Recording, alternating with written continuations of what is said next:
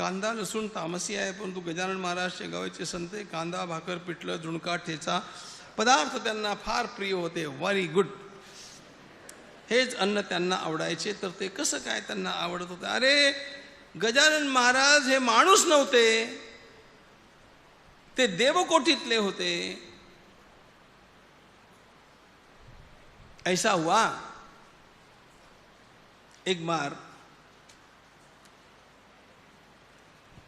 गुरु नानक देव रास्ते से जा रहे थे, साथ में चेले चपेटे थे, वो तो होते ही है. तो नानक जी ने क्या किया, जाते जाते देखा एक मछली की दुकान, तो उस मछली के वाले को कहा, अरे 2 मछली दे दो. अब उनके चेलों को लगा कि वाह ये क्या है. नानक जी ने 2 मछली मुख में डाल ली. चेलों की तो चांदी हो गई. गुरुजी ने खाया, फिर अपने को क्या आपत्ति है. नानक जी ने तो 2 ही मछली ली थी. इन्होंने 4 6 जितनी में, क्योंकि आज ही चांस था, ले ली, खा ली. आगे जाकर के नानक जी ने कहा, अरे थोड़ा एक लोटा लाओ. तो लोटे में जल लाया. नानक जी ने दोनों मछलियों को बाहर निकाल दिया और फिर सबकी ओर देखा, किसके पेट में कितनी गई थी. अब निकालने की क्षमता थी, इसलिए उन्होंने उनको पेट में डाल लिया. गजानन महाराज का नाम सामान्य नाम नहीं है. पलंग जल रहा है, महाराज बैठे हैं और पंडित ने प्रवचन किया है, नैनन छिंदंती शस्त्राणी नैनन दहति पावकः. पंडित जी भागने लगे, महाराज ने पकड़ लिया, बसा, बस बैठो बैठो. अभी आपने प्रवचन किया था कि आत्मा जलती नहीं है, भीगती नहीं है, मरती नहीं है, पड़ता कशाला. महाराज बैठे रहे. इसलिए अक्कलकोट के स्वामी महाराज है, श्री गजानन महाराज है, साईं बाबा है. इन लोगों की आज्ञा का पालन करना, इन लोगों के जैसा व्यवहार जीवन में कभी मत करना.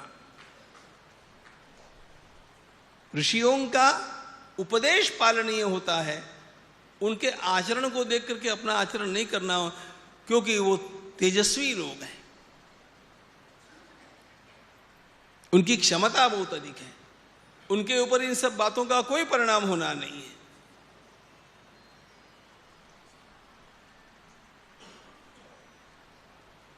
सारे देवता जब समुद्र मंथन में से जहर निकला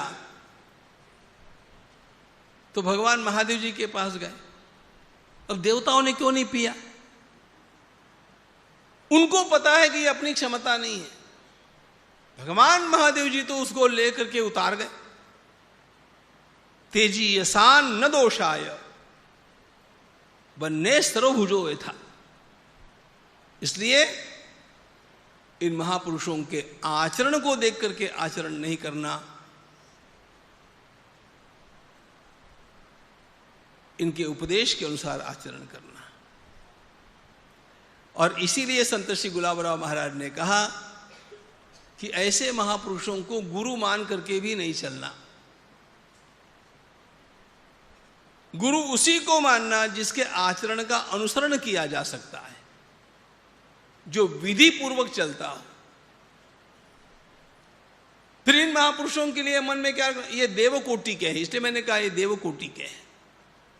संत गुलाबराव महाराज का एक वाक्य, तारंग स्थितित्ले महात्मा, ये सब देवकोटि के महात्मा, ये परब्रह्म स्वरूप है.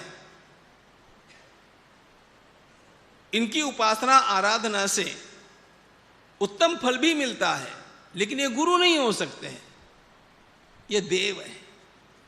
कळलं का?